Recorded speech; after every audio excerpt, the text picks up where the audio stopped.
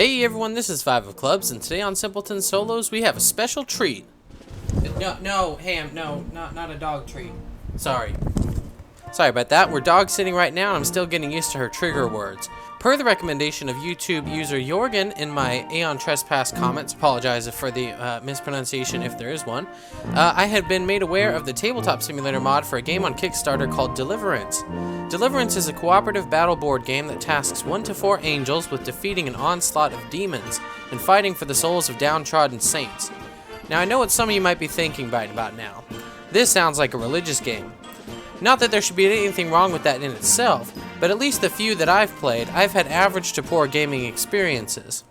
Most religious games I've played fell into one of two categories. Either the game was simply a rethemed knockoff of a pre-existing board game, or the game leaned toward being so historically reflective that it ended up being really dry. It turns out, turn the other cheek doesn't generally translate to an engaging gameplay experience. However, every once in a while, a religious game comes along with some sleek ideas and presentation to break the stereotype. The first one to catch my interest with its gameplay was Commissioned, which turned out to be somewhat like a reverse Pandemic, where you're attempting to spread your resource cubes over the board instead of remove them, but it didn't end up holding my interest for too long. Deliverance, on the other hand, is a perfect example of this sort of surprise. A tactical battle game with interesting characters, both angels and demons, mixed with a tug-of-war struggle to maintain influence over the saint board pieces. The time for turning the other cheek has passed. We're going full-on Book of Revelations on these demonic fools. So let's dive into a brief overview of the gameplay so we can dispatch our holy XCOM squad and start a purging some demons.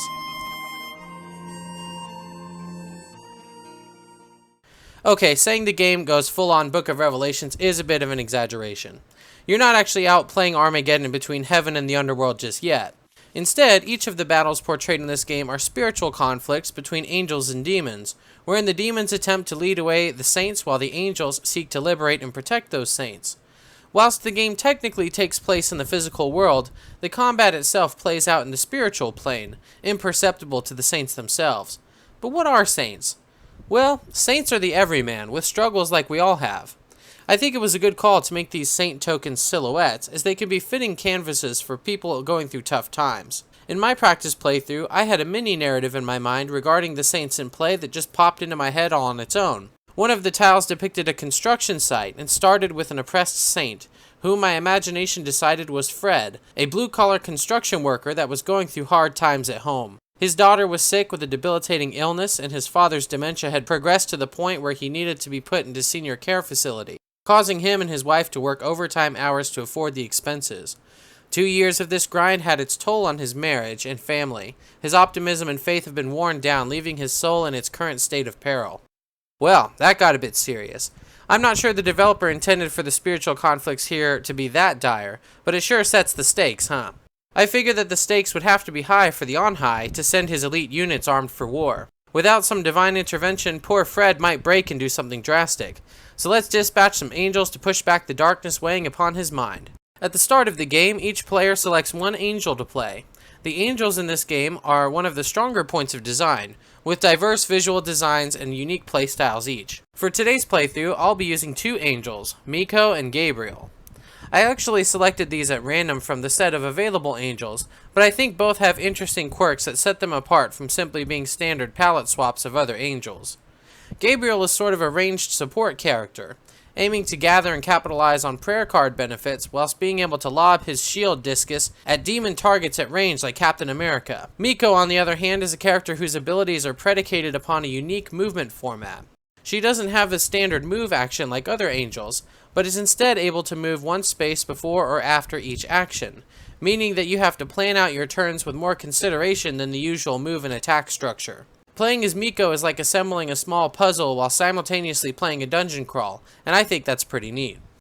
Each angel also receives 2 activation tokens, which track the number of ability activations that they are afforded each round, and 2 courage tokens, which is a currency required to perform certain abilities. Speaking of which, each of the angels has a series of abilities printed on their character boards. Each angel's set of skills are different, so be sure to look over your character's skills to see what benefits your angel offers. But what I do have are a very particular set of skills. Skills I've acquired over a very long career. Skills that make me a nightmare for people like you. Some angel abilities are passive, like Miko's ebb and flow skill that causes her to move one space before or after each action. Others are abilities that you activate by spending one of your 2 activation tokens, like Gabriel's slam ability here. Lastly, some of the abilities are free actions, which you may activate without having to spend any activation tokens. Note, however, that some free actions have courage costs. For example, Gabriel's shield discus throw is a free action the first time it's used in a round, but costs 2 courage to use regardless. Every angel comes with 3 sets of talent cards ranging from levels 1 to 3. These talent cards depict some of the unique level up benefits for each angel. Shuffle each of your angel's talent decks into their separate stacks and set them beside the talent slots on the right side of your angel's character board. We'll cover what these are in more detail during the playthrough, but suffice it to be said for now that when you level up, you will be able to reveal talent cards from these stacks and broaden your abilities with them. Lastly, place your angel's figure on any square space here on the Heaven starting tile. This tile also has slots for the Heavenly Treasure deck and the Prayer deck, both of which are shuffled and placed in the indicated slots. Prayer cards are acquired throughout the game using the angel's Pray action, and the effects on these cards help angels in various ways. One might grant bonus courage to an angel, another might let you deal free damage to a demon within 2 spaces, and another one yet might let you remove affliction tokens or gain blessing tokens. A few of them can even add helpful terrain spaces to the board.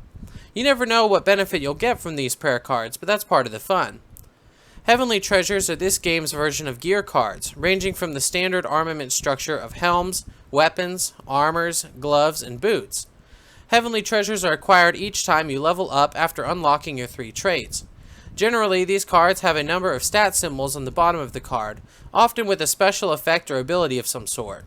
For instance, this glove gear card here grants the angel a special free action once per round, as well as a heart and a hammer symbol. These symbols correspond to the symbols shown on your angel character board.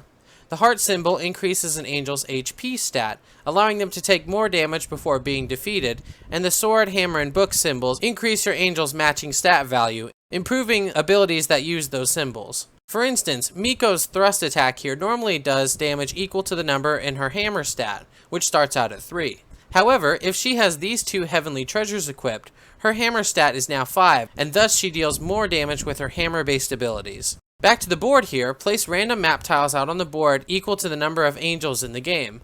In today's game, I'll be playing with 2 map tiles. Each map tile has 2 main features to keep track of: walls and spawn spaces. These blue trails of spectral smoke on the map tiles are impassable barriers that prevent figures from moving through them. I'm not sure if these are created by the angels or the demons, or if they simply manifested as a reaction to the inordinate concentration of spectral energy resulting from the numerous spiritual entities nearby. Or you could accept the fact that this city is headed for a disaster of biblical proportion. What do you mean, biblical? What he means is Old Testament, Mr. Yes. Mayor. Real wrath of God type stuff. Exactly. Fire and brimstone coming down from the skies. Rivers and seas boiling. 40 years of darkness, earthquakes, volcanoes. The dead rising from the grave. Human sacrifice, dogs and cats living together, mass hysteria. But they're basically spirit walls regardless of their source. These spirit walls are one of the only limiters to movement, since spirit figures can move through other saints and spirit figures without any penalty. Spawn spaces, indicated with these dreidel-like symbols that I'm too illiterate to recognize, dictate the locations where demons and saints spawn into the board. After the map tiles are placed, 1 battle card per map tile will be revealed from the shuffled battle deck, and placed on the initiative track. Each battle card lists a demon minion type, the number of minions that will spawn, and the symbols on the map tile that they will spawn into. For instance, this card will spawn 2 Sandmen minions into these 2 sigils. Or, on this other tile, the Sandmen would be placed here and here. Bottom line, each card fills the sigil spaces on one tile, then the next card fills the sigils on the next tile, and so on. Saints are also spawned onto the sigil spaces via these battle cards, just like the demon minions. Saint tokens enter play on their dark blue oppressed side, indicating that they are in spiritual turmoil and need our angelic assistance. Darkness cards are like anti-prayer cards, a shuffled deck of debilitations and debauchery that will trip up the angels at every turn. Every round, a certain number of darkness cards are added face down to this 5-slot darkness track here, depending on how many angels are in play and how many oppressed saints are on the board.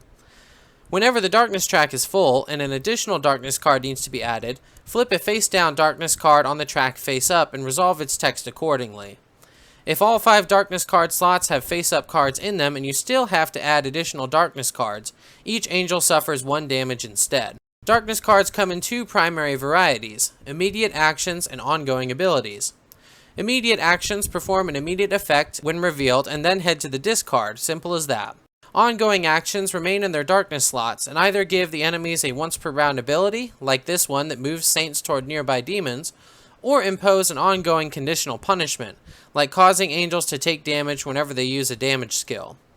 Thankfully, angels can dispel darkness cards with pray actions and prayer card effects, which will be essential if you want to keep that darkness board clean. After the darkness phase, the play phase begins, which allows angels and demons to activate in alternating turns. The initiative track dictates the order of enemy activation, whereas angels take turns in clockwise order from the angel with the first player token. On an angel's turn, they may resolve as many actions and free actions as their activation tokens allow. Demons, on the other hand, often perform a standard action, followed by a randomly determined effect or ability. Let's take the Sandmen here. At the start of their turn, they'll each move to be adjacent to the nearest saint. Then, after resolving this effect, roll a 6-sided die and resolve the corresponding effect below. After all Sandmen have done these steps, their turn is over and play proceeds to the next angel. Once all angels and demons have activated in a round, the game proceeds to the level up phase. Indeed, what would a combat dungeon crawler be without XP, loot, and level ups? Each time you save a saint, flipping them to their protected side, or defeat a minion, you'll earn a certain number of XP points for your angels. Once you have accrued enough XP to level up, you will spend that XP, and each angel will either gain a new trait card from their next tier or a heavenly treasure card. Regardless of which option you pick, you will draw 2 cards and choose one to keep. If you have enough XP, you can sometimes level up multiple times in one level up phase. When you cannot level up anymore, play proceeds back to the darkness phase again. And that's the gist of it. We'll cover the other specific bits and bobs during gameplay, including the boss encounter stuff, but this overview should suffice to contextualize what you will see during gameplay. In Simpleton summary, the angels will work together to rescue the oppressed saints and defeat the demonic forces, while the demons will attempt to overwhelm the angels with darkness and defeat them. While this preamble sounds like a lot, the game flow itself is actually rather straightforward, so you'll pick it up in no time. With that out of the way, let's begin the playthrough. Alright everyone, we are about ready to begin our playthrough of Deliverance, and here is the board, and it is set up. Before I forget, I always seem to forget this, my practice playthroughs, you need to begin with the darkness phase according to the round order, and add 1 card per angel. You do skip the additional card added for oppressed saints, but yes, normally you would actually wait to do that until after you've already set everything up, but because I have such a terrible habit of forgetting them, I'm just going to throw them out on the board right now so that I don't forget. Okay, and let us go ahead and set up here. Like I had mentioned in the overview, we have Gabriel over here and Miko over here. We have 2 tiles here. This one looks like a school complex with the football field and, of course, the basketball court. And over here looks like a series of mine-related stuff. I actually get some pretty serious, it says Old Town, which why the Old Town would be adjacent to the school, I don't know. I just happen to draw these 2 at random. But I'm getting Shadows of Brimstone vibes from the art here. So, you know, actually, I think I'm actually in full support of the Deliverance to Shadow of Brimstone crossover. I want, like, my Shadow of Brimstone party to come right up. They fought some spectral entities in their time, so I figure, you know, the more help, the better. But naturally, that crossover won't be happening anytime soon, to my knowledge. Oh, and let's, of course, set our start. Actually, no, we're going to leave those at 0 because I am not stupid. So let's see. Let us get Masked Evil here. That's the first type of demon. Looks like there's going to be 1 put on this sort of wavy water symbol and the sideways U. Again, I'm sorry, I don't recognize these. If these are like Greek or Hebrew characters or something and I'm just dumb, I apologize for my ineptitude. So, indeed, and let's go ahead and set this saint on the W tile right there, and he is quite oppressed. Frankly, when I was in school, I felt rather oppressed myself, so I can understand why school is a cesspool of oppression. Yes, and let us get our minion standees for the Masked Evil. Here is 1, and where's another one? Let's scroll. Oh, there's one right there. Okay, so we have 1 and 4 as our 2 masked entities. That one's going on the U, and that one's on the wavy symbol. So we now have that tile set up. Now we're going to go ahead and set up the old town tile with none other than those meddling imps, it turns out. So let's go ahead and let her go on here. Now these ones, because they're little guys that have not a lot of health, 3 of them are going to spawn, and one of them actually is going to share a space with the saint, the sideways U space to be precise. And frankly, if I were also surrounded by meddling imps, I think I might be in spiritual peril as well. Lead us not into temptation, but deliver us.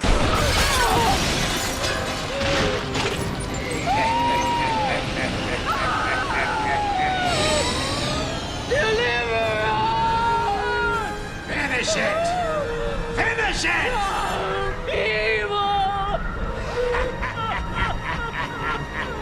So we do not begrudge Sarah the Saint here. Right, let's go ahead and throw those characters on their slots, and naturally let us also get the character boards for each. Here are the meddling imps, there they are, and we need the masked evil. Yes. Alright. So the masked evil has, looks like some sort of passive ability or a rule changing ability. That's what the Huga Fire symbol there represents. If multiple masked evils are in play on their turn, perform one action for each, rolling and resolving actions one at a time. Normally, like with these imps, you roll and they all do whatever it is that you roll, but apparently these masked evils are able to act on their own initiative and get multiple potential activations. So that's startling. And yes, we've already sort of discussed what the imps do. They have that meddlesome trait. They'll try and remove damage from themselves at the start. So these things you actually have to kill in one fell swoop. If you do not kill them before the time of their activation, they will heal to full, which is terrible. What numbers do we have? 3, 4, and 5, of course. So we'll get 5, and we'll get 3, and we'll get 4, and they have 4 health apiece. There we go, and they will grant 1 XP apiece when defeated. So we're going to get 3 potential XP when we defeat these guys, and the masked evils are 1 and 4, and they appear to have 8 health apiece. So very good. 8 and 8. Excellent. Very good. So we're all set up with the board. We have our folks out there. Now we would start with the darkness phase to begin the game. We place 1 card per angel, and I have done that so that I do not forget. You skip on the first round, otherwise we would add 1 card per oppressed saint. Right now, we have this guy who is oppressed, and we have Sarah over there who is also oppressed. Let's say this is Sam. We have Sam and Sarah here, both of whom are feeling rather oppressed. So we need to assist them if we can. Yes, indeed. Right, and then you would resolve drawing excess cards, flip face up or deal damage, and then resolve the abilities on those cards. So yes, indeed. Now it's time for the action phase. We are going to begin with the angel turns. And I suppose let's just have Gabriel be the first player. And Gabriel here, let's take a look. So Gabriel is 2 spaces shy of a masked evil right there. Though he will not be able to actually destroy the masked evil. We know that. The most damage he could do is with his shield discus, where he deals 3 damage here per his hammer stat to a demon, then test 7+. On a success, deal an additional damage. The most we can do is 4. And the beautiful thing about shield discus is on its first activation, it's actually a free activation. So, or a free action, so we don't have to spend either of our action tokens yet. So I'll tell you what, let's do that, and then let's go ahead and give these a roll and try and get 7+. That's a 4. That's not going to cut it. So we're only going to be dealing 3 damage to masked evil number 4. 1, 2, 3. There we go. But we still do have plenty that we could do on our turn. Flight, the first flight is a free action and allows me to move up to my hammer icon number of spaces, which in this case we know is 3. So I could go, let's say 1, 2, 3, something like that. And what else would I like to do? Maybe I will use my stab ability. It's only going to deal 1 damage. Yeah, that's not that great. Let's actually do some praying. Yes, indeed, we will pray, which will allow us to gain 1 courage token, which I have. Draw 1 prayer card, then test 7+. Our skill test did not work out so well before, but maybe this one will. And what do we have here?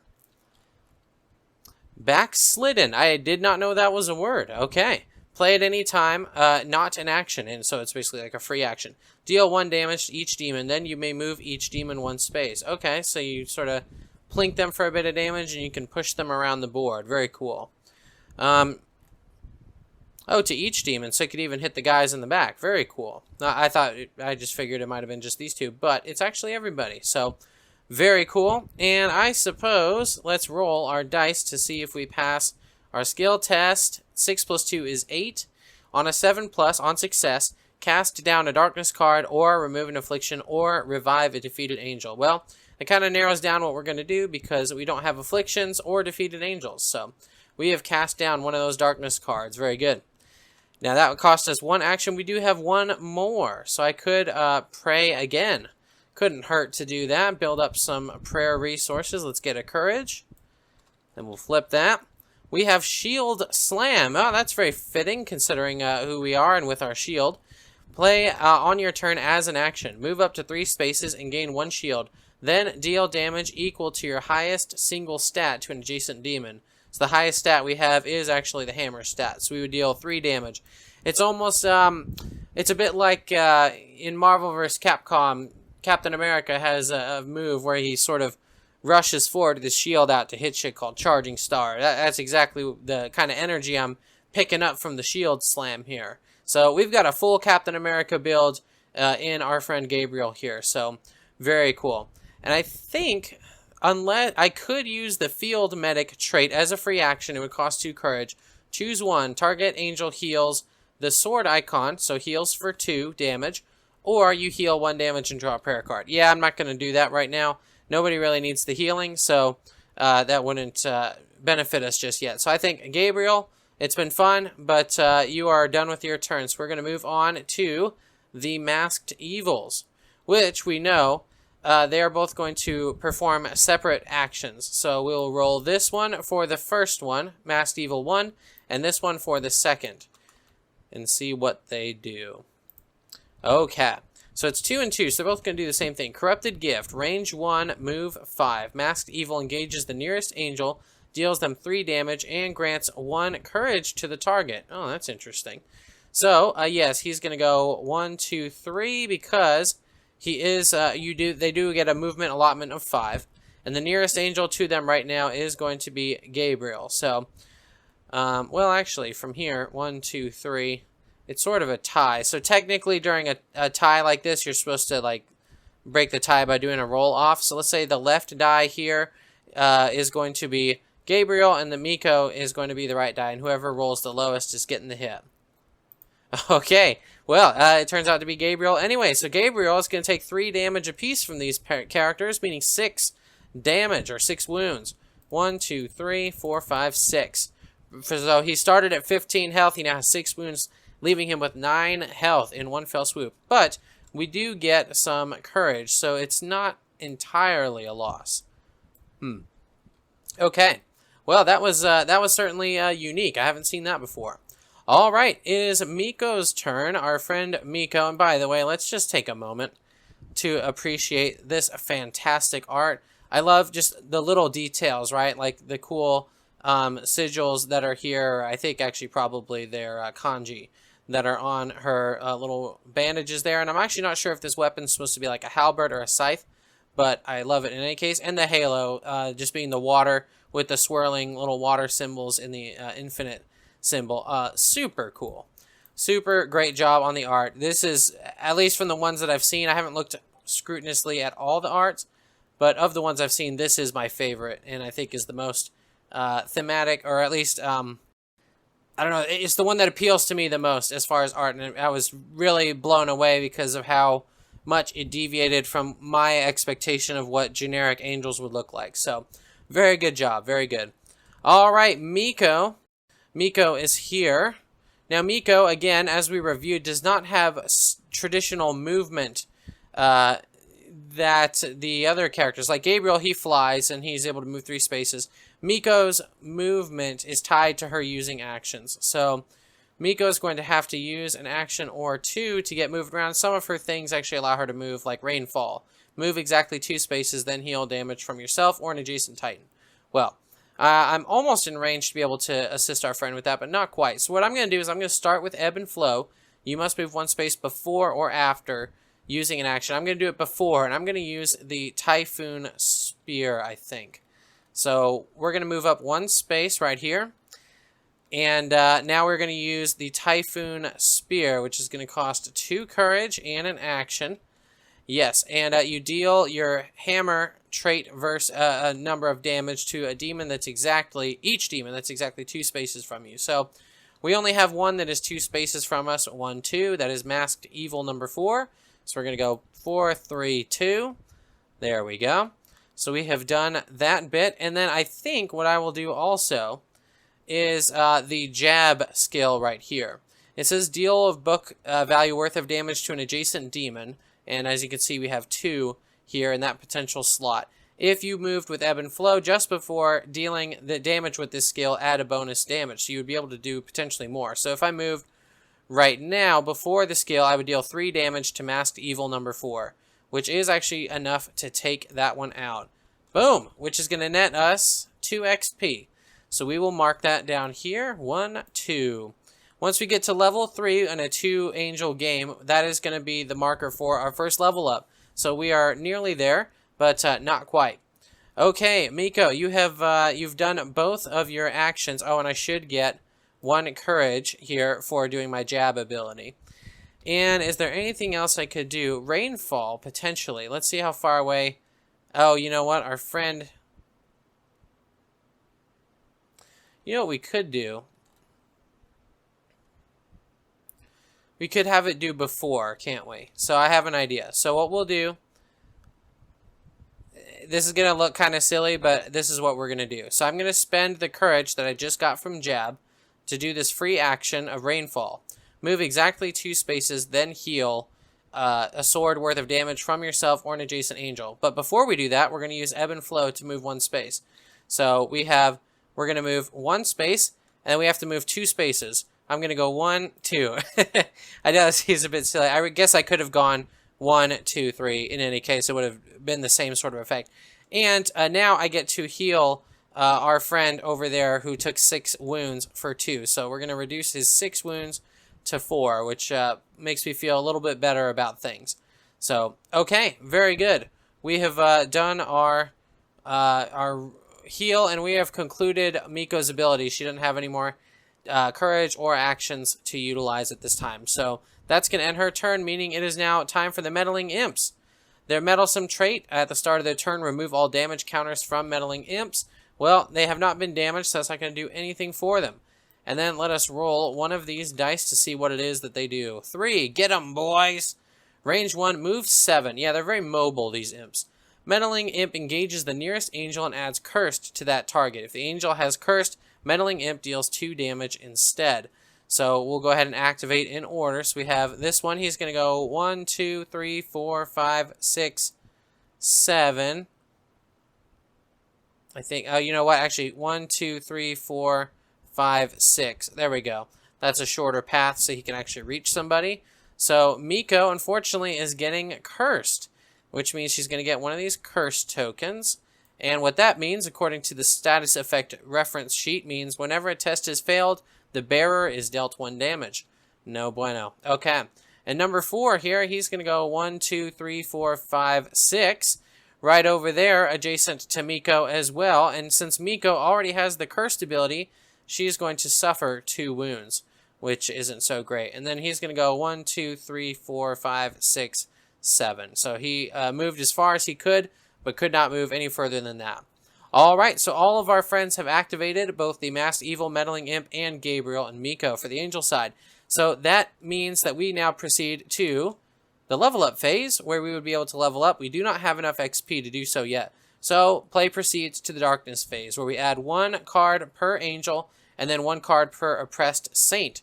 So we still have 2 oppressed saints right now on the board, and 2 angels, meaning we get to fill this board up to the brim. Ugh. We do not reveal any of these cards, so right now they're just standing there, menacingly. But we will potentially trigger them on a future round, depending on if we are not able to take out all these individuals in a timely fashion. So, Alright, and the first player token moves over to Miko. Everyone refreshes their action tokens here. There we go. Right, and Miko begins the game, and she is cursed. So skill tests will be failed if Miko is to attempt them. But let's see what Miko might want to do. The problem is she has that imposition of the ebb and flow thing, so that either before or after her activation she has to do some sort of a movement. I suppose what we could do, we don't have any courage to work with right now. Maybe what we do is we do a jab, which will get us some courage, and what we'll do is we'll just do damage to one of these imps. I think meddling imp number 3. So we're going to deal him 2 damage, because in order to get the bonus damage we would have had to use the ebb and flow movement before using that skill. We're going to use it after instead. We're going to move 1 space. And then I think the next thing we're going to do is we're going to actually use the ebb and flow movement before moving up, and we're going to jab again. So that is 2 actions, giving us 2 courage, and with that we have more than enough to take out, to take out imp number 3, which will net us 1 experience point because you get 1 per defeated imp, and that will bring us up to 3, meaning that when we do get around to the level up phase, we'll actually level up, which can help us out. Okay, and are there any free actions you would like to do? The only free action she has access to is Rainfall. It costs 1 courage to use it. I figure why not? We could do that. And she gets to move exactly 2 spaces and then heal. So she's going to move here. She's going to remove wounds for herself, and I'm going to use Ebb and Flow to do the move 1 space after action, which will put me adjacent to this oppressed saint. Now, when you end your turn on or adjacent to an oppressed saint that does not have any demons within its adjacent vicinity, that saint goes from the oppressed side to the protected side. Yes, indeed, this person who had his hand on his head, clearly stressed, is now feeling a bit better about things, and there is a radiance about him. So we have saved one of our saints, which is going to net us yet another experience point, which is super good. And whenever the darkness phase rolls around, that means that we do not add a card for that oppressed saint. Very good. All right, Miko, you did as much as I think you really could do, so fair enough. And the Masked Evil is going to perform 1 action, because there is 1 remaining. And let's roll and see what it is.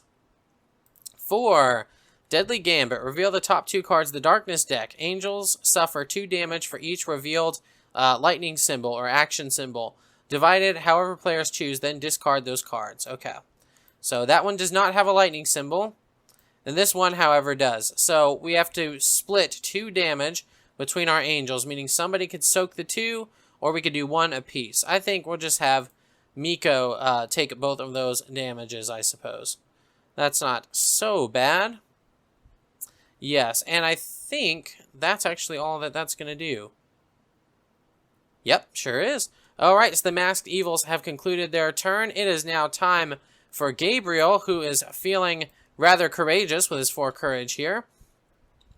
Let's see. I have plenty of courage, so maybe I should start throwing my shield around a little bit, huh? I have an idea, yeah. So I will throw my shield. Oh, no. Please remain there, Gabriel. Thank you. So I'll spend 2 courage to use the free action to throw the shield discus. I will throw it at, shall we say, maybe this imp right here. That is imp number 4. So we'll go... Oh, whoops, that should actually be over there. Sorry about that. 1, 2, 3, 4. So that's going to do 3, 2, 1. Bam, we got that meddling imp right there. We sure did. You know what else? Actually, let me do a slight retcon. So one of the things I keep forgetting, because it's a-traditional, is that you're able to move like through figures and things. So if I want, I could start with a free action of flight and go 1, 2, 3. Maybe I'll do like that. There we go. And now what I have basically done is, since there's this wall here, I was planning on using the second part of my turn to attack this imp. And now I'm able to do that because this guy is within range 3 here, and this person is within range 3 here. So I could throw some discus here, yes. So let's go ahead and do that. And we will go ahead and attack the same imp, I think. Imp number 4. There we go. Very good. Yep. And you know what else? We have to test 7 because we could potentially deal 1 more damage. Let's find out. We do! Okay, so just to review, the shield discus, after you test 7 on a success, deal 1 additional damage to the target, which means what would have taken us potentially 2 actions or 2 abilities only takes us 1 to take out this imp, netting us yet another sweet experience point. Very good. And then I suppose the next thing I'll do is use an actual action. Maybe I'll just, I'll use my, nah, I don't want to do that. So I will spend this 2 courage to use the action version of the discus throw. And let's go ahead and we're going to deal 3 and maybe potentially 4. Yeah, alright, we did 4 there too. Bam, there you go. Excellent. So we get yet another experience point. And the good news is this person is has activated, and so this person's been defeated, so the activation for this enemy is actually not going to do anything for them. So we'll actually just cut straight to the level up phase, whereas normally they would have had a turn, which is great. So yes, excellent work, Gabriel. You did a great job. We still have 1 more action, so I think what I will do next is let's just pray, you know? Why not? Let's get some courage here. Let's draw a prayer card. Oh, and I should note as well, for those of you who are interested, each of the prayer cards also has sort of some scriptural text on the back for those of you who are interested in such things. I do think it is sort of a respectable effort that they went through and gave scriptural references to all the, like, you know, 90 or so prayer cards in the game. So definitely respect that for sure. Yes, but let's go ahead and see what we've got from ours. The golden rule: play on your turn as a free action. Gain 1 courage and add a light to your space. Light is a terrain type. Let me see if I can find it here. Here we go. So it's one of the only types of terrain in the game where you put it on your space on the board, and if you end your turn in light, then you heal for 1. So that's sort of what it does. You may also grant 1 courage to another angel and add light to that angel's space as well. So super neat card. Okay. Very cool. Right. And I suppose, unless there's anything, nope, you only have 1 courage. So even though you have 2, you have a free action right here, you can't really use it, and you've already used your free action for flight. So that is what it is. And now we proceed to the level up phase because, again, all the meddling imps have been defeated, so we do not activate them. Yes, level up phase, you get to spend XP. So we're going to spend, remember it's 3 to level up. We're at 6. 1, 2, 3, 4, 5, 6. So that means we're going to level up twice in one go. And what that means is you reveal the top 2 cards of the talent deck and you pick one. Let's see. Both of them are passive abilities. Whenever you would draw a prayer card, reveal 2 cards, put 1 revealed card into hand, and place the other on top or bottom of the prayer deck. So that sort of lets you have some choice in what type of prayer cards you get. That's pretty cool. After you are dealt damage in combat by an adjacent demon, test 7+. On a success, deal a damage to that minion with the riposte skill. So it's sort of a counterattack.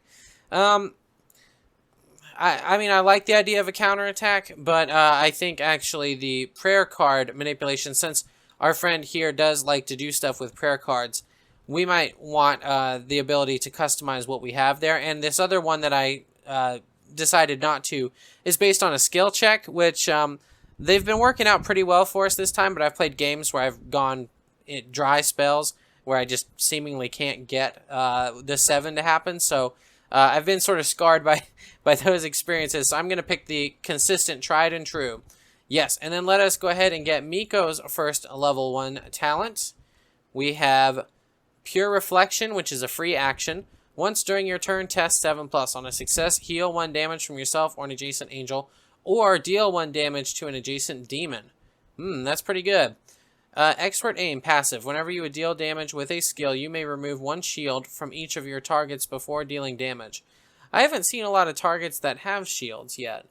So that's probably good against certain encounters, but for right now, I don't see its use, at least more so than this free action right here. So I'm going to keep that. And remember, of course, we did level up a second time, meaning that we now get to reveal 2 cards from our Talent 2 deck and pick one. We have Prayer of the Saints, free action. Once during your turn, you may discard any number of prayer cards. Gain 1 courage for each card discarded this way.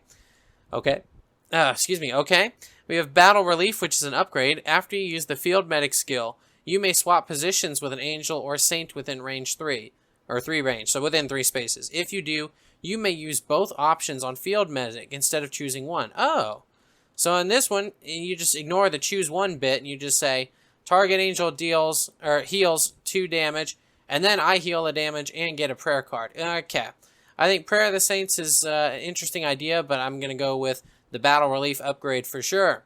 Right, and then we have Miko here, yes, who has 2 skills. We have Meditation, which is passive. If you end your turn in a space with no adjacent demons, heal 1 damage, so we get some free healing. Valor Spears. Yes, indeed, a jab may strike an additional demon that is adjacent to you or your target. Okay, so jab is this normal skill here, dealing 1 book worth of damage. And that's the one where if you move you with ebb and flow just before the damage against a bonus. So this allows it to, interestingly, yeah, it looks like it allows her to hit more targets than just the one with it. So I think I'm going to pick that. Okay, that's pretty cool. Especially since that's the one that also nets her courage, which is super good. So, yes. And I suppose that's the end of the level up phase. So, unfortunately, we are now moving on to the darkness phase. Oh, and you know what else? When I got the golden rule, I forgot to roll here to see if we get to strike down a darkness card. I apologize for that. So, let's go ahead and give that a roll. That's a 6. Okay, we didn't end up striking a darkness card down anyway, so I guess it doesn't matter. Alright, we would add 3 darkness cards to the board, but the board's full, so that means we get to flip 3 of these darkness cards and resolve them accordingly. Bam, bam, bam. There we go. Alright, so the first one is Divisiveness, which is a card that remains in play and has an action once per round and activates right now. Each angel loses 1 courage. If an angel already has 0 courage, the angel is dealt a damage instead. Honestly, I wish I could just take the damage optionally instead of losing the courage, but it is what it is. Right. Yep, so we did that. That's no fun. Social Injustice.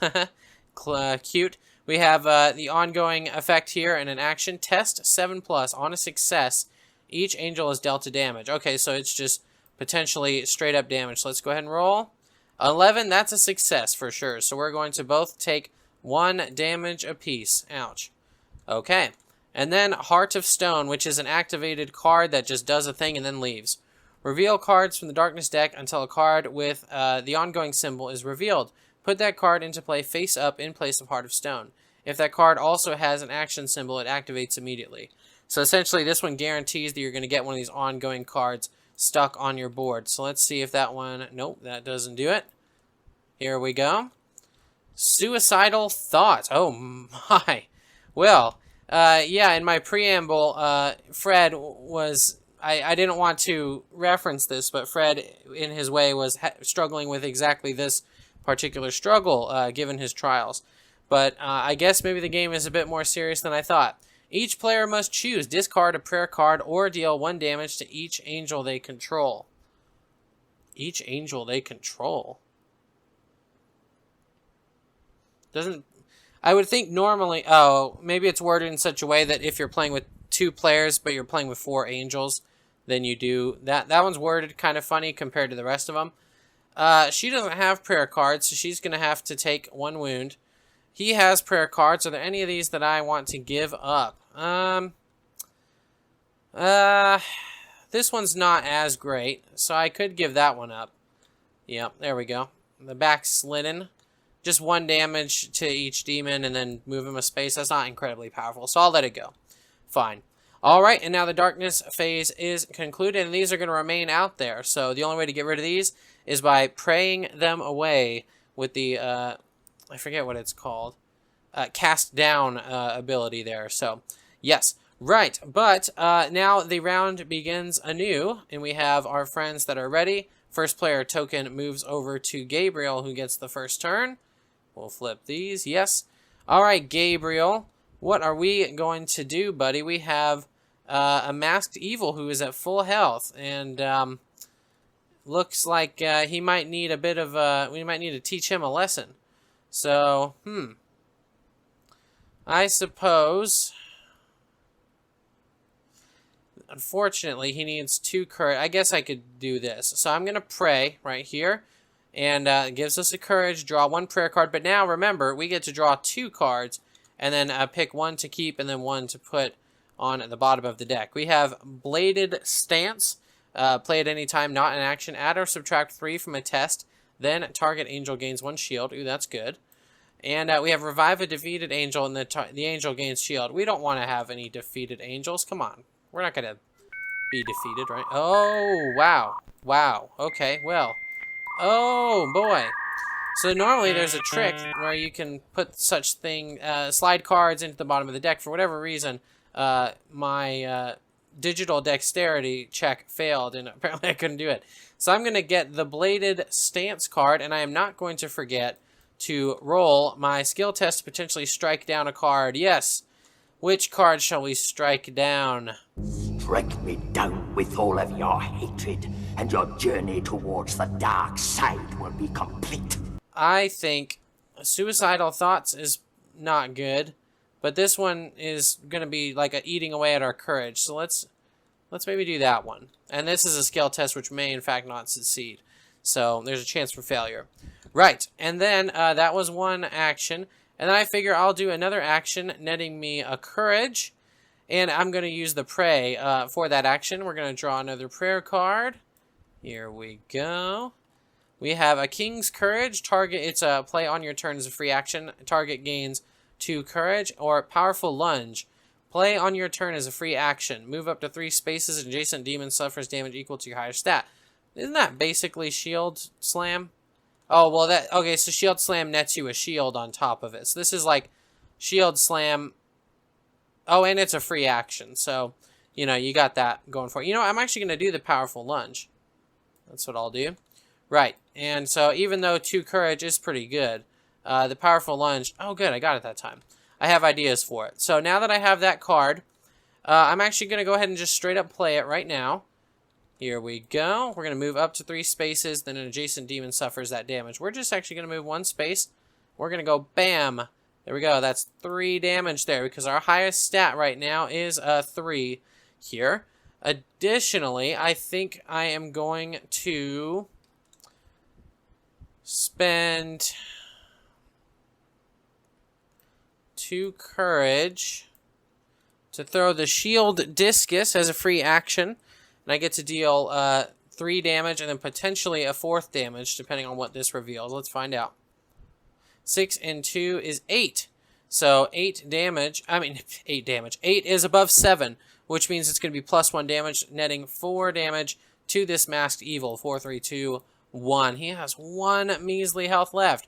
If only I had a free action that could assist us in finishing off this creature, but I do not. But what I do have is the flight ability, the free action that I have not yet used. I think what I will do with my flight is go 1, 2, 3. That's what I will do. Yes, and so Gabriel has concluded his turn, meaning it is now time for the Masked Evil to activate. What is the Masked Evil going to do? 5. Alluring Trance, range infinite. Each angel is dealt 1 damage and must move 3 spaces toward Masked Evil.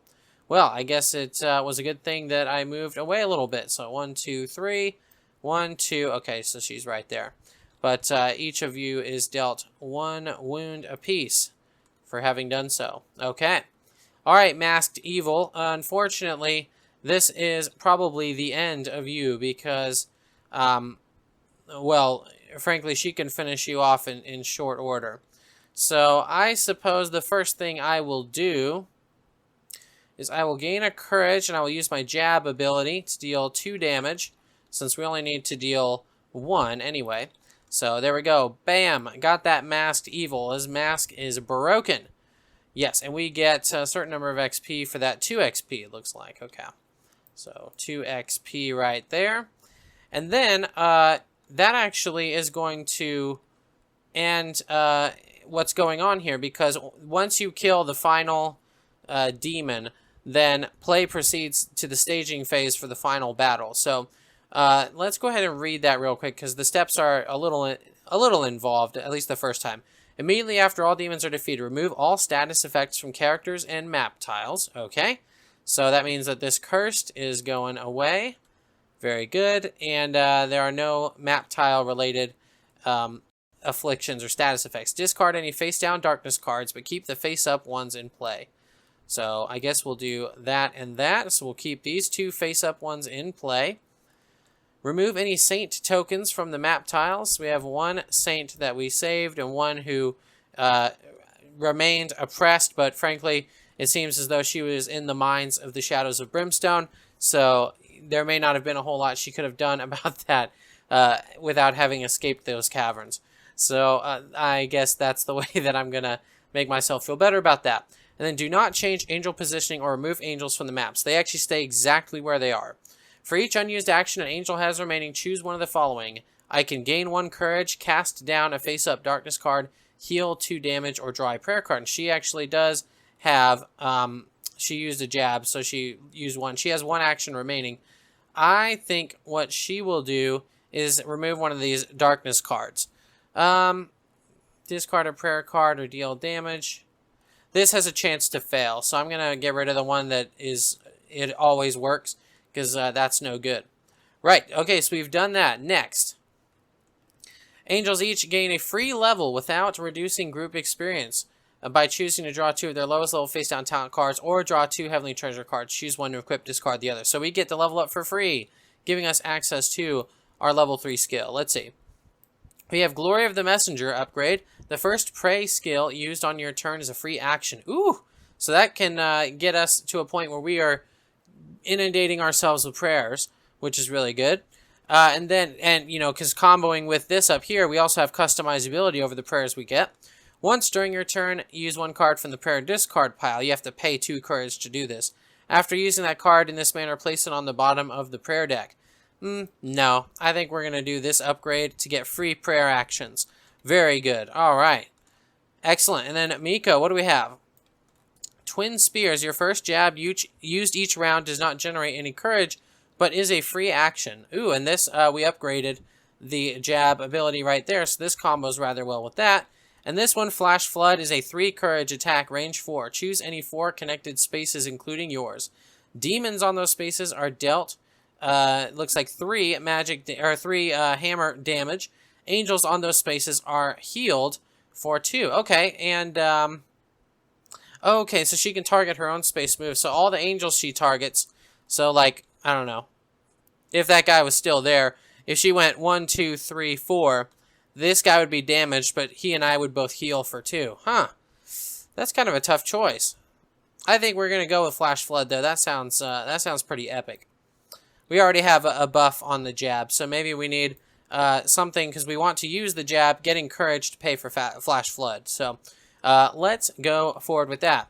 And now we proceed to the next step.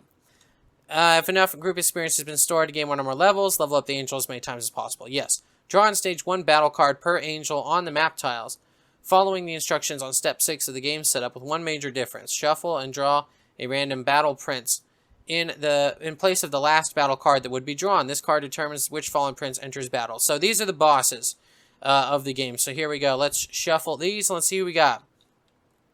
The Euphrates Frogs. And I've seen these guys, I think, on the One-Stop Co-op Shop playthrough. And for some reason or another, I get, for any of you who've played Sentinels of the Multiverse, I get Ennead vibes from these 3 guys. Not sure what it is exactly, but yes, indeed. So this is going to be the last of the revealed card. Oh, these go to the battle discard. I apologize. And then we get 1 battle card because there are 2 players in the game. So this is going to be just a set of regular demons. We have Abomination. Oh, my. So you have 1 Abomination and 1 Saint. Okay.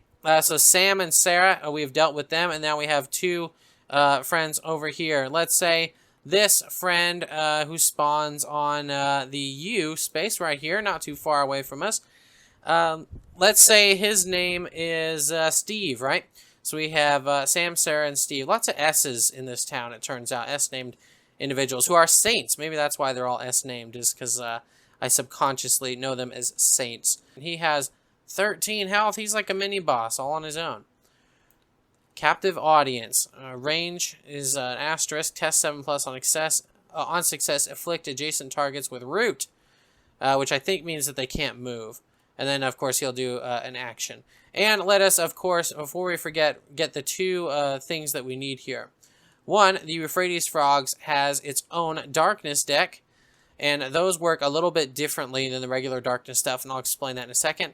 And additionally, we need to get the standees for these friends. That's Bal. I don't think that's one of the frogs. Cultro is a frog. Armis is a frog. And Jeremiah was a bullfrog. Morbus is a frog.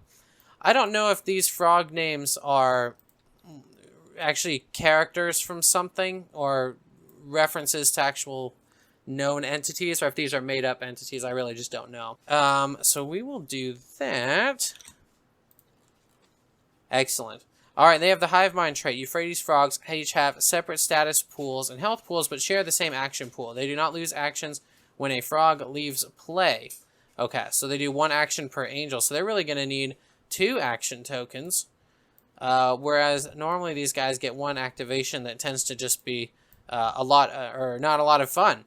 Yes, so now where do these guys spawn? They spawn, well, I guess they spawn everywhere, but also saints spawn. Another saint is coming to the U tile, oppressed as always, and then they're there with Morbus. Morbus is keeping them oppressed, it appears. And Armis will spawn on the little wavy symbol there, and Cultra will spawn on W. Right, and, oh, we need, of course, the Abomination. There he is. Okay. There's the Abomination who spawns on the W. Yep. Okay. Wow. Round 2. And here we are. So Fight. we begin play with the darkness phase. Now, one of the things about the new order of how darkness works is with the boss deck, you now have to reveal the first darkness card as one of the boss cards. So the boss cards come out, and they actually come into play immediately flipped. Grand Deception. It's ongoing, and it has this stronghold symbol, which means this card cannot be cast down, so we can't pray it away. Place 1 fewer darkness card each round, and do not draw prince cards as normal. Instead, reveal a prince card when a frog is destroyed, but before it leaves play. Okay, interesting. So it's going to actually reduce the amount of darkness cards that come out, which is good, but it's also maybe going to do bad things when the frogs die. Like maybe it might say, I don't know, revive the frogs or something like that. So that might not be so good. All right. But now we progress on with the darkness phase. We resolve all of the actions here. So we're going to have to test 7 and then on a success. Here we go. Okay, that's a 5. So that is not a success. We're not dealt the damage. And this is just ongoing. Okay. All right. Very good. So the first player token proceeds back to Miko. And everyone's activations are ready. Miko gets to go first, huh? Ooh, it would be nice to do some flash flooding, wouldn't it? Yeah, I think it would. Let's see, Miko. What's sort of the situation here? So the Abomination is tucked behind this wall. We have to get over there to actually get at him. Typhon Spear that allows me to attack at 2 range is just out of range for me to hit that character. So that's unfortunate. And then we're going to need more courage no matter what we use. So I think what we'll do is we'll pray first, which is going to give us a courage. And then and I'll tell you what, we'll move forward as well before doing the prayer. And we'll get a prayer card. Here we go. Bowl of Wrath. I almost thought that said Bowel of Wrath. Yes, and it is an action that you can play on your turn. Deal 7 damage to demons divided however you choose. Ooh! Well, that is, I mean, that's something.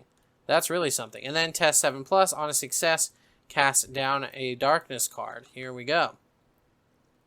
That is a success. So we can cast down a darkness card. There is a darkness card. Let us cast it down, since we cannot cast down the Grand Deception. Yes. And then I suppose with our second trick, Why don't we just pray again? That last prayer card actually helped us out pretty well. So that's going to net us yet another courage, which sets us up for 3 if we wanted to do Flash Flood later. Very good. Let's get a prayer card. We have Rushing Wind. Play on your turn as a free action. Choose any 3 connected spaces. Demons in or adjacent to any of these spaces suffer 2 damage and then are moved up to 2 spaces. Okay, very cool. Right, and then let us go ahead and roll another skill test. That's 5, so we're not going to be able to... Well, actually, there aren't any to dispel here anyway. So that prayer ability is not so helpful here. However, once during your turn, we could test 7+ on a success, heal a damage from ourselves. Let's go ahead and do that. It's free. Ooh, good. Okay, so we're going to heal 1 damage from ourselves. And I think with the ebb and flow, let's actually just go ahead and end our turn on this saint, rescuing them in the process, bumping us up to 3 XP. Very good. Right, so now that she has concluded her turn, unless she wants to use Rainfall, I don't think she wants to use Rainfall, so let's go ahead and just hang out the way it is. We're going to go ahead and have the Abomination activate. He tests on a 7+. He will afflict adjacent angels with root. Well, if we were adjacent, that would be really bad, but we're not. So let's go ahead and roll this. That's a 4. Tremor. Range infinite. Move 5. Move toward the nearest angel, then target all spaces in a straight line in each direction, ignoring barriers. Each angel in those spaces is dealt 4 damage. Oh my goodness. So he's going to go 1, 2. He's going to go all the way that way and that way, which is unfortunately going to give 4 damage to Miko here. Oof. Ouch. That's, ooh. Yowza. Okay, so Miko just got thwomped by the Abomination here, but that is the extent of what it will do. Okay, moving on to our friend Gabriel here. Let's see, Gabriel, what should we do with you? Let's use the golden rule. I think we'll do that first. So we are going to gain 1 courage, add light to my space, and then I can grant courage and light to another space as well. So let's go ahead and clone that. There we are. And let me just move them out of the way for just a moment to put that on there. Very good. And then I will give myself one of these. Actually, you know what I might want to do first? Nah, I don't know that I want to move. Maybe I will. Maybe I'll have moved 2 before activating that ability so that I now get to hang out right here. I think that's not so bad. There's definitely a very slim chance we'll survive.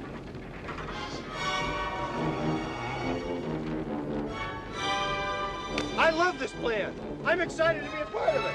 Let's do it. Right.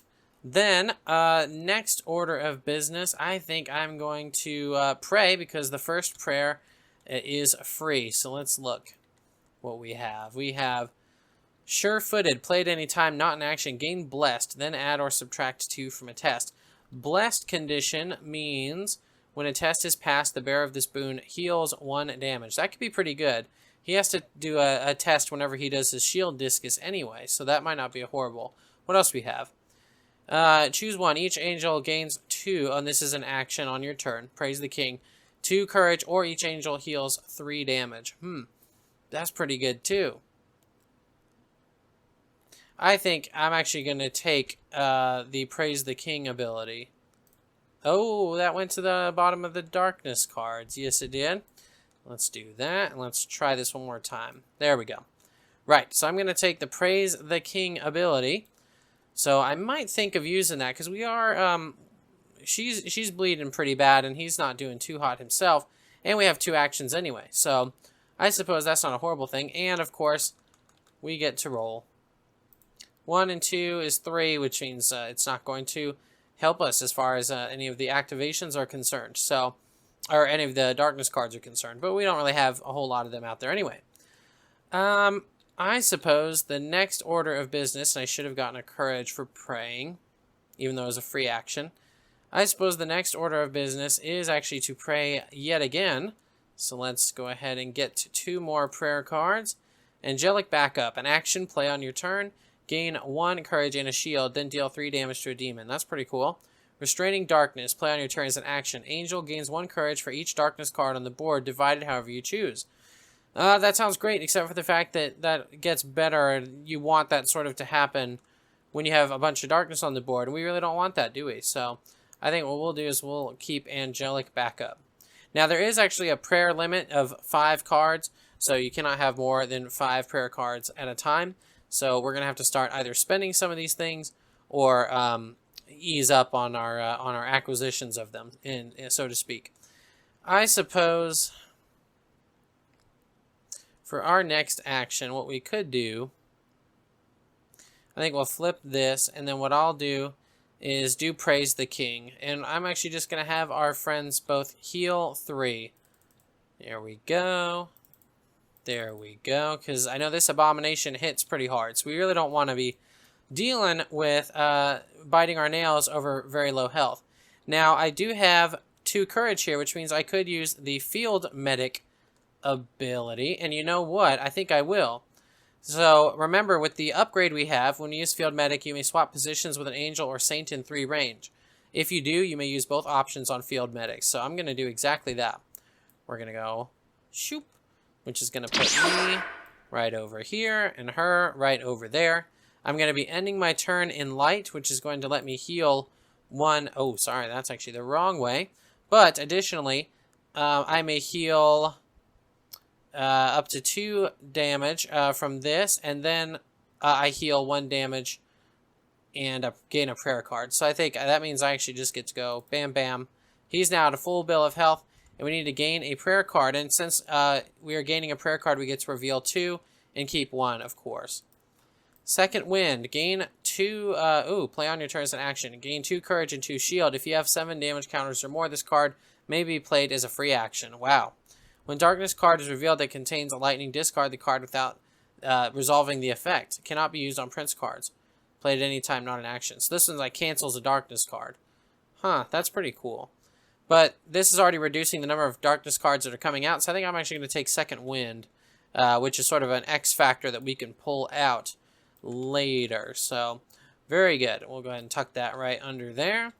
And I think that's about the extent of what we can do with our friend Gabriel. So way to go, Gabriel. You've done what you could, and I think you did a great job. So let us flip this. We now get to do 2 actions per the 2. Oh, dear. Let's try not to destroy the board. We have 3 as the first action. Sword Dance. Armis engages the angel with the highest current health and deals 4 damage. All right, so Armis, oh my. Armis is up here. He's going to move how many? He has infinite, so he's going to go toward the angel with the highest health. I think that's going to be our friend Gabriel now. So he has infinite movement, so he's just going to move right on up there and deal 4 damage. Okay, so we got 1, 2, 3, 4. Good thing that we set that the way that we did. Okay, right. So what else is going to happen? That's a 4, which is another sword dance. So Armis is going to deal us a few more damage. 1, 2, 3, 4. Ugh. Okay, good thing we did the healing when we did. All right, Armis is he's getting us with that. So I think that's the red one, right? Yep, there he is. Armis the red. Okay, so they've done both their activations, which means it's level up time. And we are at 3 XP, so we get to level up. And now that we have all of our trait cards, that means we start getting to dig into the heavenly treasures. So you get 2, and then you decide 1 to keep. Speaker Scroll Weapon. It adds 1 book symbol here. Whenever you use a prey action, reveal 2 cards, draw 1 card, and discard the other. Yeah, so the thing about that is we kind of already have that with this character. Sandals of Light, which is leg gear. At the end of your turn, heal a damage. Free healing? Yep, I guess we're going to pick it. Ideally, I would have wanted stuff that increased our stats, but it is what it is. So I guess we'll just have to make do with it. Right, and then we're going to get 2 of these cards for our friend Miko. We have the Demon's Bane, which looks like an axe weapon or maybe a mace. When dealing damage, test 8+. Add Wither to your target. And to review, Wither is an effect when the bearer ends their turn, they are dealt 1 damage. So you sort of add like a poison effect. And actually it increases the stat on her that does the most damage. And then we have Guardians, Agrees Legs, which increases her health, and her sword value, which would buff her healing. So I think we're going to go ahead and keep the Demon's Bane. Yes. So now, instead of having 3, she now counts as having 4 when resolving effects like the Typhoon Spear or the Flash Flood. Alright, so we've spent our XP, we have leveled up, and now it's time for the darkness phase. Oh boy. So, normally we would place 2 cards out because there are 2 players, but we're placing 1 less. And then it says, and do not draw prince cards as normal. Instead, reveal prince card when a frog is destroyed. So we're getting 1 darkness card, and that's it. Okay, not so bad. Alright. Oh, and you know, actually we have 1 more coming out because of the saint over here. So I think we are going to go, boom. There we go.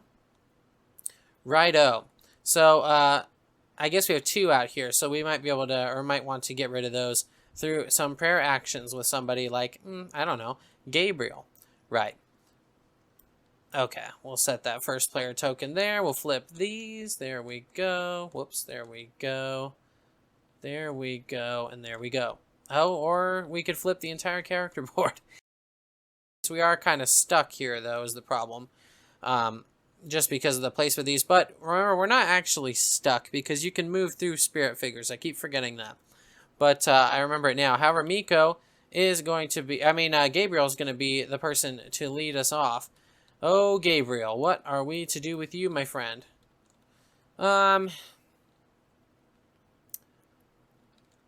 Well, I suppose what we could do...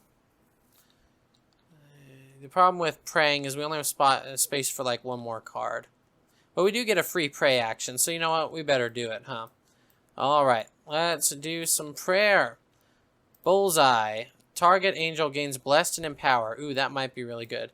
Add light to a space. An angel on that space may equip 1 heavenly treasure card. Ooh, wow, that's good. Revelation of babes.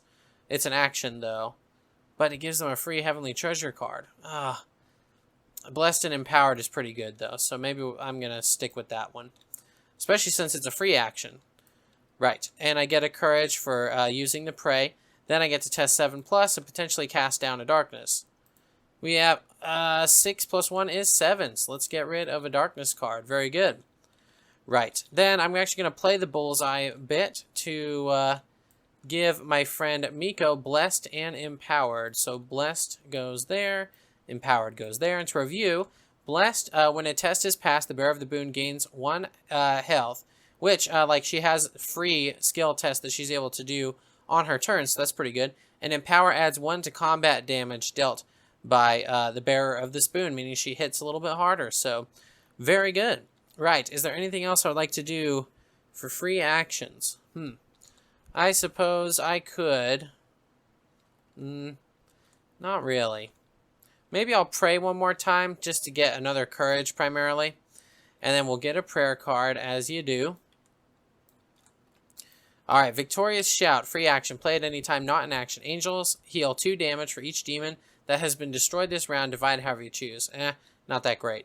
It is better to give. Play at any time, not in action. Add or subtract 2 from a test. If this causes an angel to pass a test or a demon to fail a test, gain a courage. That's probably going to be the one that I take from here. Oh, and there we go. Shoving that under the darkness deck. There we go. Very good. All right. And I suppose, so now we have 2 abilities to modify our rolls. So let's go ahead and see if we need to use one right now. Oh, we have 5, so we are going to need to use 1. So I suppose we could add 2 to the roll, bringing that 5 to a 7, which causes us to pass the test and gain 1 courage. I think that's exactly what we'll do. There we go, and that darkness card goes bye-bye. Right, we have 3 courage. We still have 1 remaining action over here. I think what we need to start doing... Oh, you know what else we could do? I have 7 or more damage counters, so I could play this card for free. Gaining me 2 courage and 2 shields. Ha-ha! There we go. So 2 courage... and we'll get 2 shields. We haven't seen a lot of shields yet. What they do basically is they just damage that you take goes to the shields first, and it's about how it sounds. So that counts as a free action. So we still have yet another action. Wow.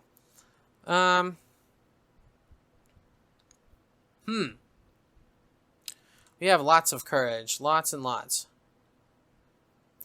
We could do the field medic again as a free action. Costs 2 courage, and we're going to do the swap positions variant of it. So let's go ahead and pop right there. There we go. Which is going to allow me to heal 1, 2. Oh, 1, 2 for the first part of the effect with the sword, and then heal 1 damage and draw a prayer card, which really means draw 2 prayer cards. Okay. Cup of Elijah. Play on your turn as an action. Choose one. Cast down a darkness card or revive a defeated angel. Okay. Reprisal. Played anytime, not an action. After a demon deals damage to an angel, the demon deals equal damage to itself. Ooh. Yep, that's the one I'm picking. Sure is. Yes, indeed. All right. Excellent. And then we got our prayer card, which is pretty good. It doesn't actually do the prayer skill check, but that's okay. Right, so we've done our field medic bit. We could even do it again if we wanted. Not sure that we really want to do that. We do have a lot of courage, though.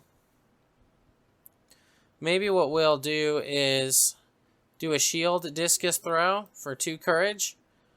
Here we go. So we'll do a shield discus throw. And who shall we throw the discus at? I think we need to get this abomination out of here.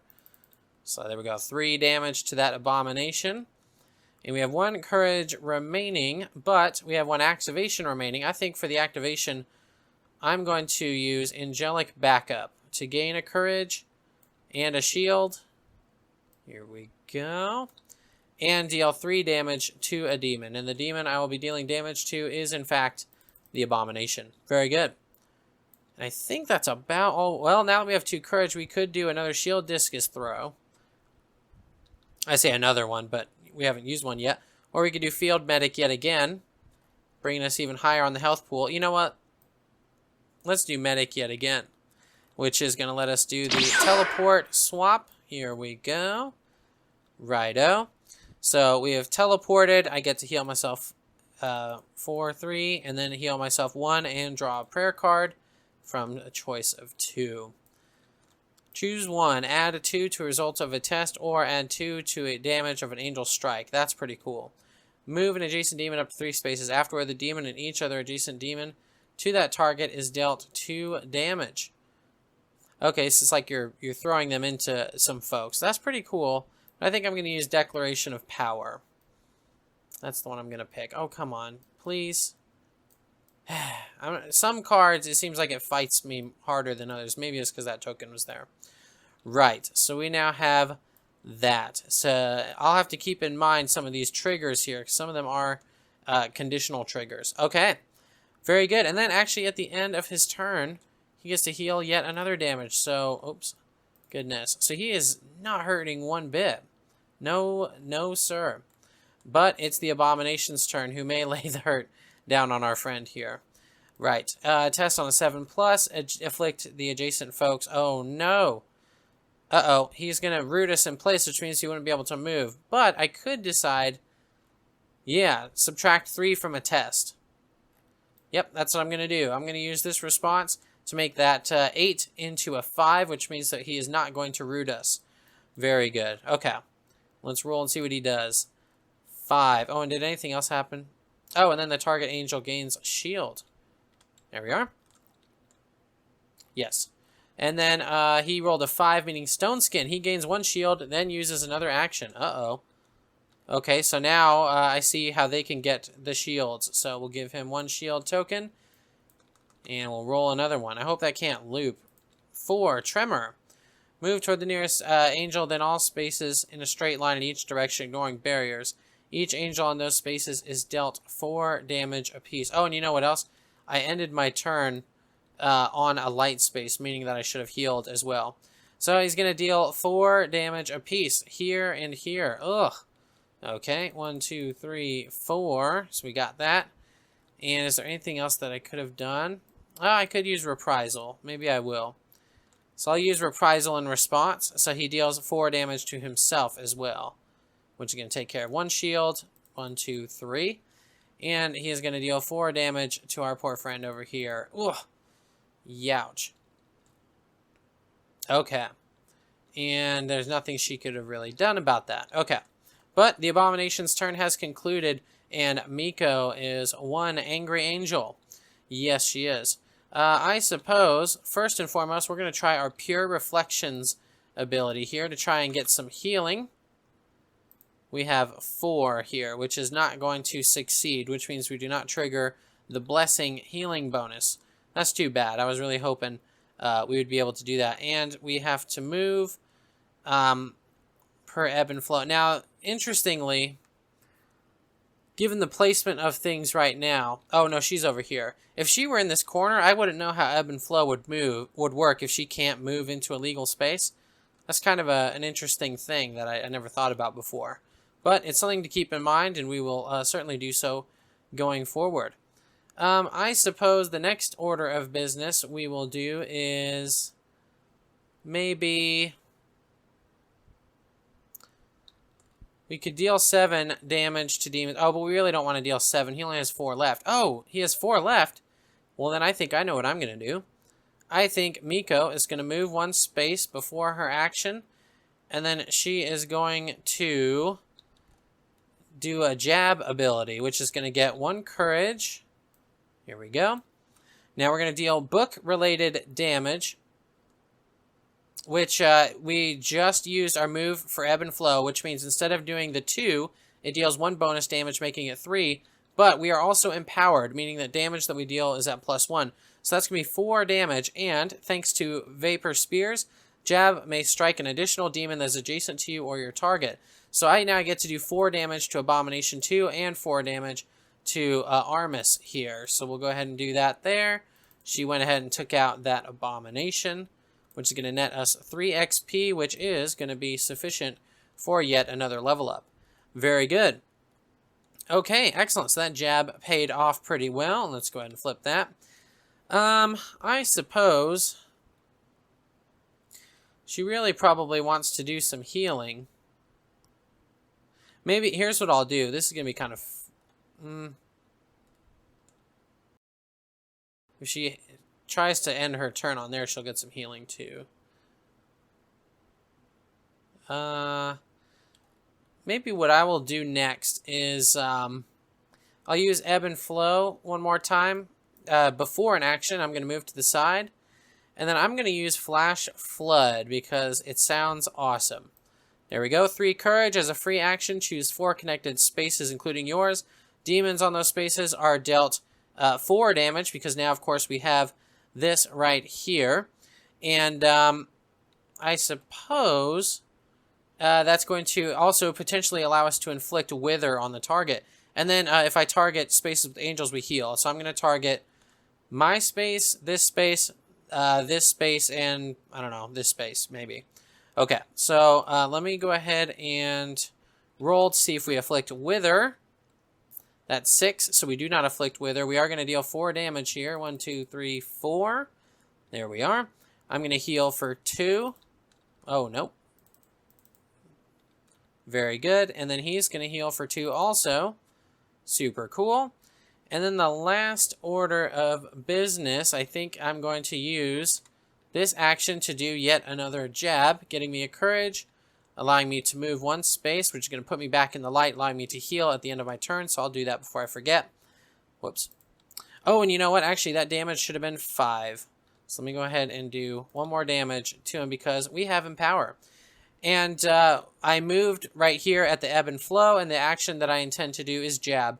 So I'm going to be able to deal 2 for this, plus 1 bonus damage, making it 3, plus Empower, making it 4 more damage here to Armis the Frog. Yes. Excellent. And I think this is once per round sort of thing. When dealing damage, test 8+, add Wither. I think you only get to try that like once per round. Otherwise, that would be kind of wild if you could do it all the time. And I think actually that's going to be... I do have 2 here, so I could do a free action like Rainfall. Move exactly 2, then heal damage from yourself or an adjacent target. Nah. You know, I'll do 1 loop of it, right? So I'll pay 1 courage. No, actually I don't. I want to maybe save the courage for, not pray, Flash Flood later. That gives me healing and damage, so I think that's the better expenditure between the 2, frankly. Okay, so I think we have done just about all that we can do on our turn, so let's go ahead and proceed to the darn frogs. What are the frogs up to? We have 6 Blighted Currents. Range infinite. Each angel is afflicted with Wither. Uh-oh. If an angel is already afflicted with Wither, the target is dealt 2 damage instead. So we both get Wither tokens, which is, as a reminder, just like poison, basically. At the end of our turns, from going forward, we are going to be suffering 1 wound apiece. Ugh. That isn't any fun. All right, and then they get a second activation. Whoops. That is a 1 Shadow Step. Range 1, move infinite. Cultro engages the enemy with the lowest health. Angel with the lowest health and deals 2 damage. Add 1 damage dealt per affliction on the target or the target space. So, yes, Cultro, here you are. He's going to go 1, 2, and I think right now Miko is still the, person with the lowest. 3, 4, 5. He's going to attack Miko for 3 damage, 2 here, and, 2 here, plus 1 for the affliction of Wither. So, that's going to be 3, 7, 8, 9 wounds against poor Miko. Yep, she's going to need to do some healing, that's for sure. All right. Very good. So all of us have gone, which means we proceed to level up phase. We do have 3 XP for having taken down the abomination. So we're getting some more heavenly treasures, friends. What are we going to get? Skirmishers, Sabatons, Leg Gear. Move 1 space, then deal a damage to an adjacent demon. Use only once per round. Okay. And then we have the Plate of Righteousness, which is chest gear that just gives you 2 health, and then a sword icon. This also grants a sword icon. He doesn't. I guess the field medic skill uses the sword icon, so it's not like we never use it.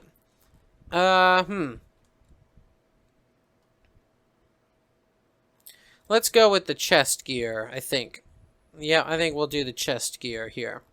Yes. All right, so there's that. And then Miko gets a choice between the Carpenter's Burden Gloves. It's an ongoing effect called Penalty. At the end of your turn, you are dealt 1 damage unless you used a prey action. But it buffs each of those skill types. So I was about to say, well, why in the world would you want that? It gives you 1 to each of your skills. So that's pretty cool.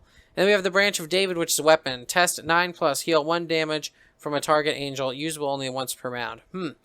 I suppose. And it buffs the book stat. This means that she has to use Prey or she's going to take a damage. As much as I like looking at that and that in light of her... You know what? Actually, she'll out-heal the penalty from it. In light of her Flash Flood's healing ability, that's going to offset the 1 damage she would take if she decides not to pray anyway. So I think actually we are going to go with the Carpenter's Gloves. Wow. Okay, very cool. And now it is time to proceed to the darkness phase, which means we are going to add 1, 2, 3 darkness cards, which really becomes 2 because the Grand Deception is placing 1 fewer darkness each round, and we do not draw prince cards until such a time as one of these Froggos is dead, which may in fact be soon. Right. So, 2 darkness cards face down. Don't know what they are yet, and not sure we care at the moment. Okay, and let us move the first player token over to our friend Miko, and we are ready to begin yet another excellent round. All right, and we'll set that there, and then we'll go there, and she gets to go. I think the first order of business, potentially, is maybe we will try our Pure Reflection skill again. That's 4 and 1 is 5, so Pure Reflection is not going to reflect anything. It's a blurry reflection, unfortunately. Okay. Then we have to figure out which of our lovely actions we're going to use. You know what? Let's actually do... no, how many health does that... Oh, he only has 4? Okay. You know what we're going to do? Actually, we are going to... I think... Let's pray. And that way we've paid the piper for the Carpenter's Gloves. We get a courage, and we get to draw a prayer card. And then we get to potentially ban one of those darkness cards. Word of Power. Play anytime, not in action. Add 2 damage or healing to an angel's skill, divided however you choose between targets. Okay. 2 damage or healing to an angel's skill. Okay, so like we could use this to really super buff the healing that she's going to do when she uses the Flash Flood. I think that's exactly what we'll do. So spend the courage. We're going to flash flood. We're going to pick 4 spaces here. She's going to pick, let's see, 1, 2, 3, and 4. So these 4 right here is what she's going to do, which is going to heal our friends plus 2 on top of the trait that's the sword, which is 2, 3. So that's going to heal us 5 apiece. 1, 2, 3, 4, 5. Then we're going to get 1, 2, and then he's at full health at that point. Very cool. And as for our friends, the Euphrates frogs, they are going to be suffering 3, 4, 5, 6 damage each.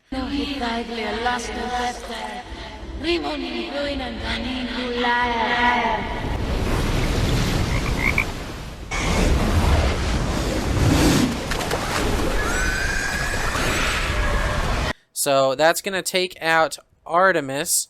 Here he is. But because of Grand Deception, when a Prince Frog is destroyed, before it leaves play, we have to reveal one of these cards. So let's take a look at what this is. Whispers from the Abyss. When a defeated frog is supposed to take an action, angels are dealt 1 damage each, divided however players choose among the angels. So like if they roll one of these things where, let's say, Armis is dead, which he's about to be, if they rolled a 4, I guess it wouldn't do anything normally, but now it's going to deal damage to everybody. But I believe Armis has been defeated, which is very good. I don't see an XP value granted by having defeated Armis, so I don't believe that he grants any XP. Sorry, Armis. Good try. Very good try. But, you know, it is what it is. Right, so let's go ahead, and we have spent that card. We'll set that right there. And Coltro, we're doing 5 damage to you, my friend. Is that... Nope, that's Morbus. Coltro, there you are. 1, 2, 3, 4, 5. 5 damage to Coltro. Very good. And I suppose we could try and inflict Wither here. So let's do that. 3 and 1 is 4, so that will not inflict Wither. Nope, surely won't. And I guess I have to move because I didn't move before activating that. So I'll move right here. Then I suppose for my second activation, I'm actually going to use Bowl of Wrath, which is going to deal 7 damage among any number of demons. I'm just going to have it all go straight to our friend, bringing him from 12 to 5 health, and moving at the end with Mika, which means she's going to heal 1 for ending her turn in the light space right there. But also, that cancels out the damage of the Wither. So unfortunately, she's going to be withered and takes the damage there. And we offset the penalty here by having prayed this round. So we're good to go, friends. We're doing okay. Right, so let's go ahead and move on. The Abomination's gone, but the frogs are still alive and well. So let's roll for the frogs. That is a 3, which means Armis would do stuff, but Armis is armless and now in the grave. So he, instead of dealing the 4 damage per this darkness card, he deals 1 damage to each of the angels. So, you know what? He's doing well, so I'm going to have him just soak both of it. And actually, you know what? By soaking both of it, they're going to go to his shield, because he has shields. Very good. Okay, and then they also get to use 1 more action, so let's see what it is. It's a 5. Darkness Volley. Move infinite. Morbus moves to the nearest protected saint. Then put 1 darkness card into play face down. If this causes a darkness card to be revealed and contains an action icon, activate it. Then discard unless it contains ongoing. Okay, so he is moving to the protected saint. Yeah, so he's going to move to the nearest protected saint. I guess he's going to move right here because Gabriel is on top of the saint. So I guess he doesn't push Gabriel out of the space as far as I know. But then he's going to get a darkness card. Here we go. Right. Let's see what it does. In face down, if this card... Oh, whoops. I didn't read it, but that means he doesn't reveal it just yet. And that's fine. Okay. All right. Morbus. Yes. And we have quite a few darkness cards. So I think some praying is in order for our friend Gabriel, especially since praying is a free action. So I suppose let us begin our turn, Gabriel, by saying a quick word of prayer. What do we got? We have Humility of Lions as a free action. Plays a free action on your turn. Demons adjacent to you are afflicted with cursed. You and other angels adjacent to you are healed 1 damage and gain blessed. Now, cursed means when a test is failed, the bearer is dealt damage. These guys don't really do any tests, so that's not as great as against maybe other people, but it is okay. Unwavering is also a free action on your turn. Target angel gains 2 shield. Each other angel gains 1 shield. So that narrows it down. I think I'm going to pick that one for sure. And we get to roll to potentially dispel some cards. Yep, 6 and 3 is 9. So we're going to be able to dispel 1 or 2 darkness cards during our turn 1 right now. And I suppose... I'm not sure why that's flipped. I did not mean to flip that. Yes, I suppose the next thing I will do is I will pray yet again. Now I will flip it. Here we go. 2 prayer cards. We have Sudden Revelation. Play on your turn as a free action. Target angel heals 2. That angel's controller may draw a prayer card. Ooh!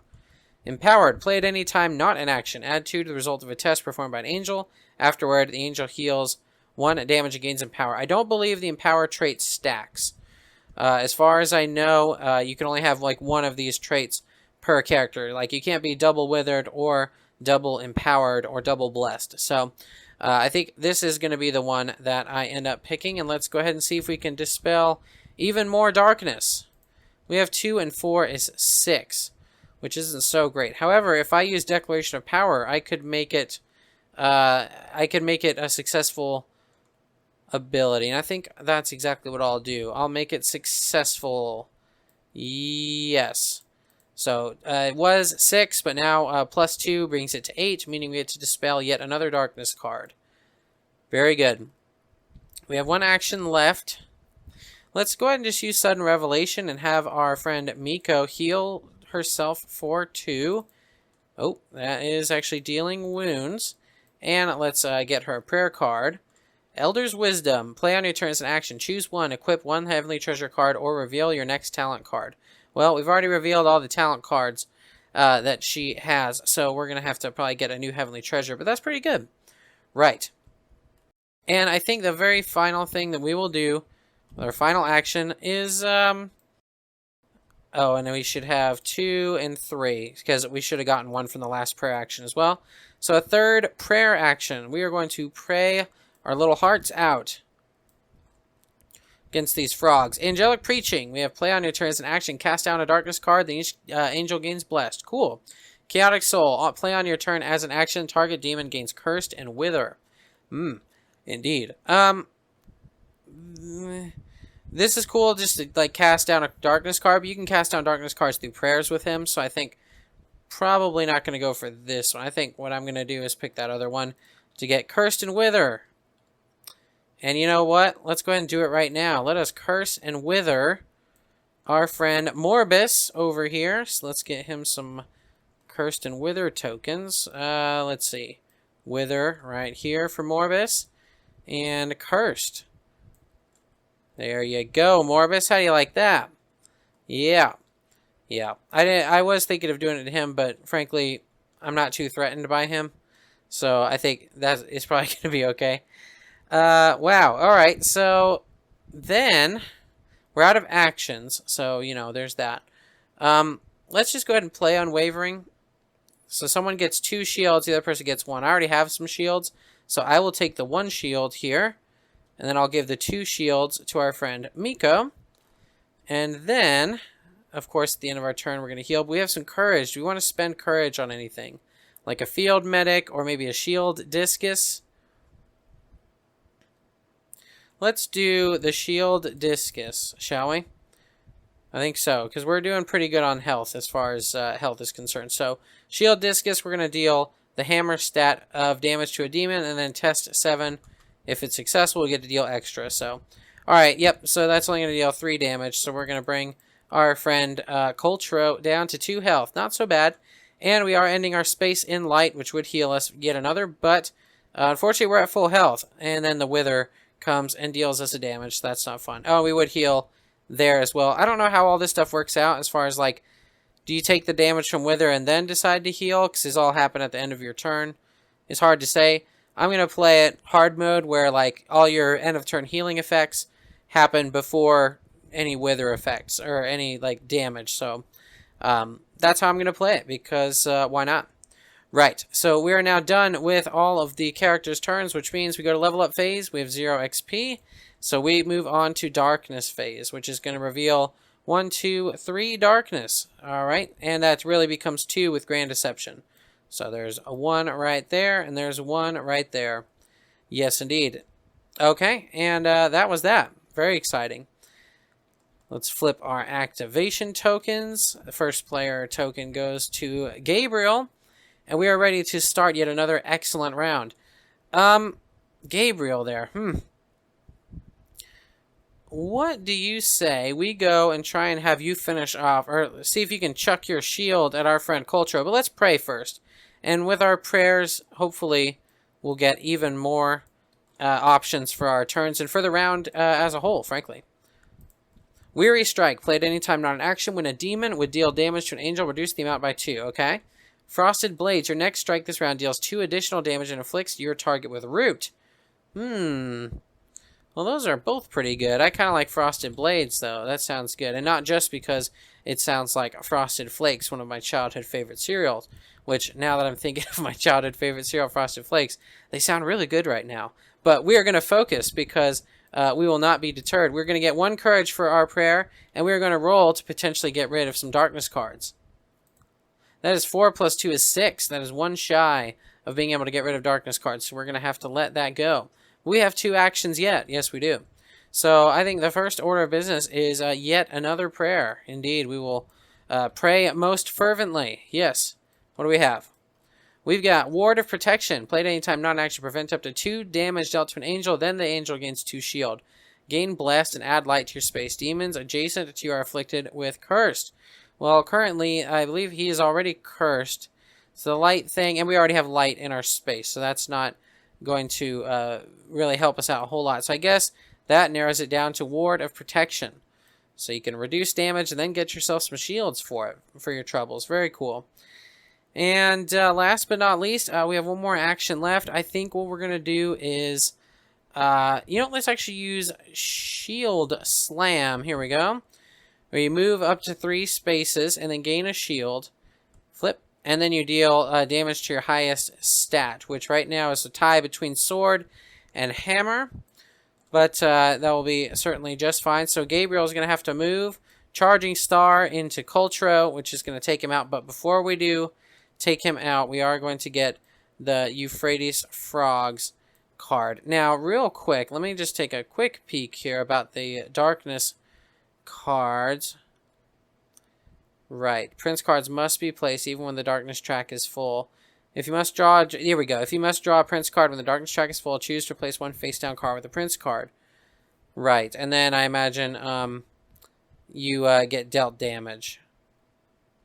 Let's see. It must be a non-Prince darkness card. If there are no face-down darkness cards, choose a face-up darkness card. And then if any card is replaced this manner, deal a damage. Yeah, okay. So it's going to replace a darkness. So here we go. What is this? Sinister Return. Your fallen foe curses you with their last breath, utters a dark spell before crumbling to ashes. Place the first 2 defeated frogs back into play at full health, adjacent to the last defeated frog. Got him! Got him! Okay. Well, so what I thought we were nearing the end. Apparently not. So, apparently, Coltro comes here, and then our friend Armis is back. So, let's give him his 17 health again. 17 health going to him. So now we are back at square one, where we started things. Wow, I thought we were making some progress. It turns out we were, in fact, not making progress. As such, this may go on for yet another 30 to 45 minutes. So what I'm going to do is I'm actually going to save, and I may pick this up a little bit later, or I'll do a highlights reel of kind of the end. I'll probably play it through, frankly. But I think this video is already pretty long, so we might have to do a part 2 sort of situation, because I've run out of time for filming for today. But, yeah, I will look forward to seeing you all on the next episode. Thank you so much.